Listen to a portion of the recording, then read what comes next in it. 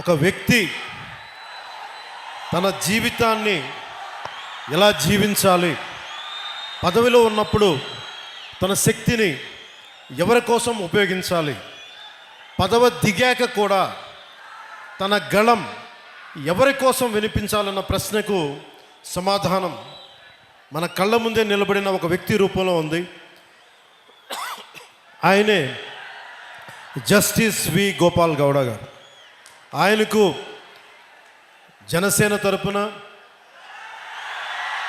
ప్రజల తరపున నా హృదయపూర్వక జన్మదిన శుభాకాంక్షలు. జస్టిస్ గోపాల్ గౌడ గారు కేవలం న్యాయమూర్తే కాదు, ఆయన కర్ణాటకలోని చిక్బళ్ళాపూర్ జిల్లా పీడూరు అనే గ్రామంలో పుట్టిన ఒక రైతు బిడ్డ.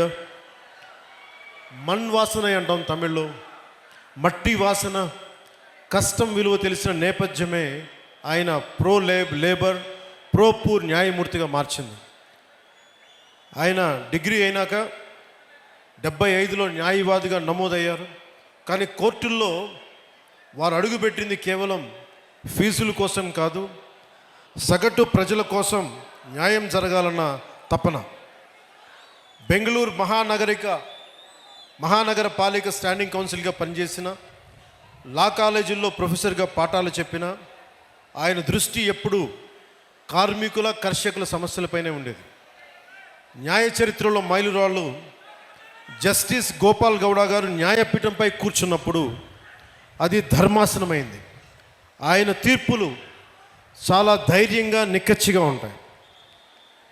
ఉదాహరణకి ఒక చిన్న ఉదాహరణకి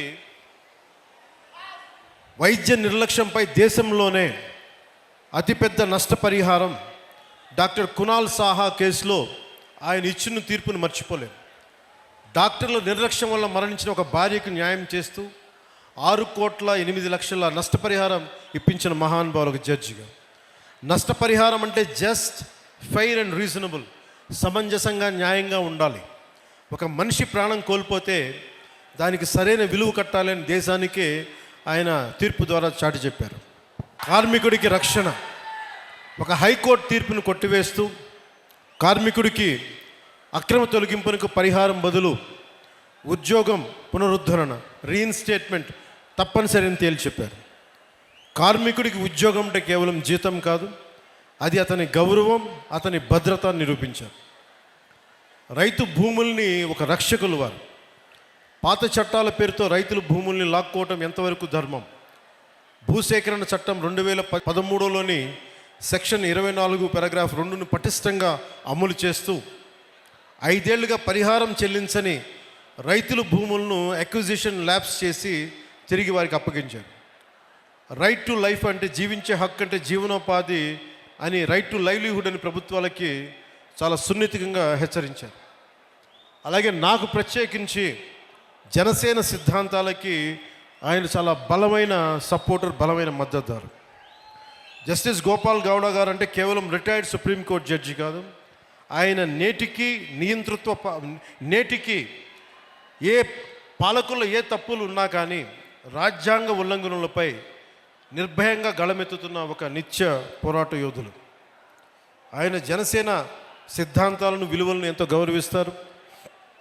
అందుకే చాలా పరిస్థితుల్లో మేము చేసిన పోరాటాల్లో ఆయన పాలు పంచుకున్నారు.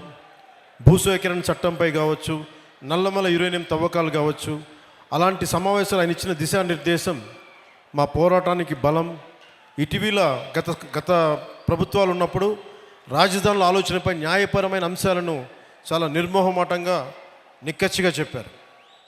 ఆయన ధైర్యం, ఆయన నిబద్ధత, ఆయన విలువలతో కూడిన రాజకీయం, ఇవన్నీ జనసేన లక్ష్యాలు. యువ న్యాయవాదులకు, ప్రజానాయకత్వానికి, రాజ్యాంగాన్ని కాపాడాల్సిన అవసరాన్ని ఆయన నిరంతరం గుర్తు చేస్తారు.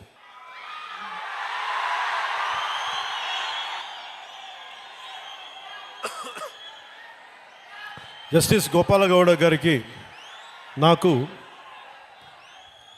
కామనాలిటీ ఏంటంటే యువత, మహిళలు, రైతు, కర్షకులు, అలాగే పర్యావరణం.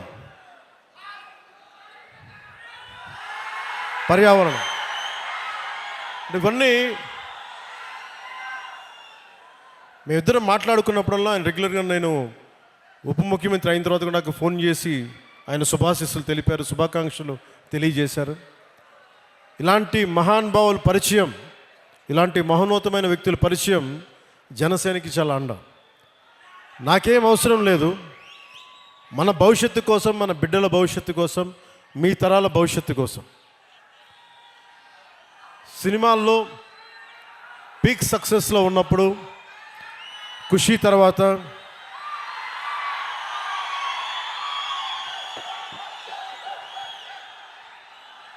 నేను ఒకటే ఆలోచించాను.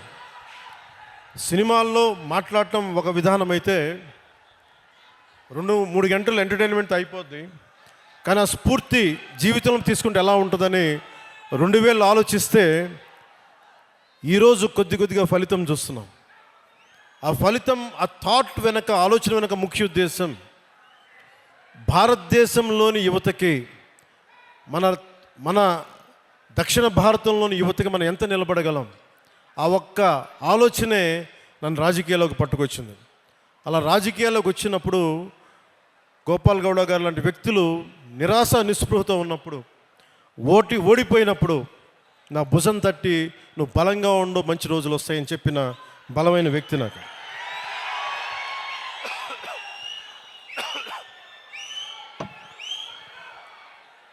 ఇది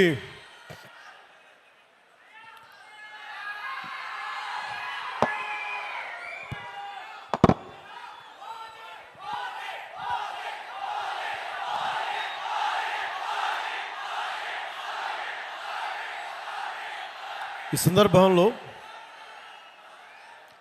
సినిమాలు ఇవన్నీ ఆనందం, మంచిది ఆనందం, కానీ మనకి సినిమాకి వెళ్ళి చూడాలన్నా పర్యావరణం కానీ, అలాగే కుల కట్టుబాట్లని ఛేదించి, కులాల్ని దాటి మనం భారతీయులుగా ముందుకెళ్ళాలి.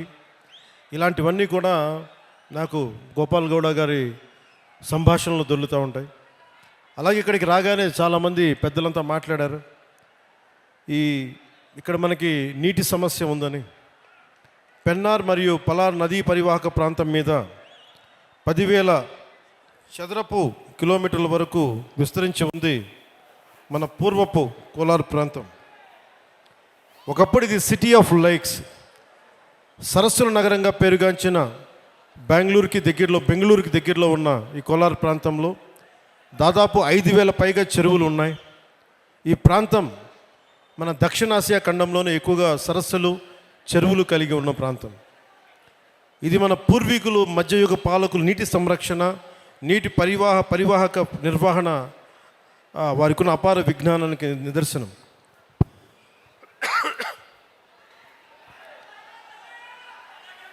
అలాగే ఇది మన జిల్లాలన్నీ కూడా ల్యాండ్ లాక్ రీజియన్స్ కాబట్టి నీటిని అందించడం మీద ఎలాంటి చర్యలు చేపట్టాలి అనేది చాలా బలంగా మాట్లాడారు అందరూ.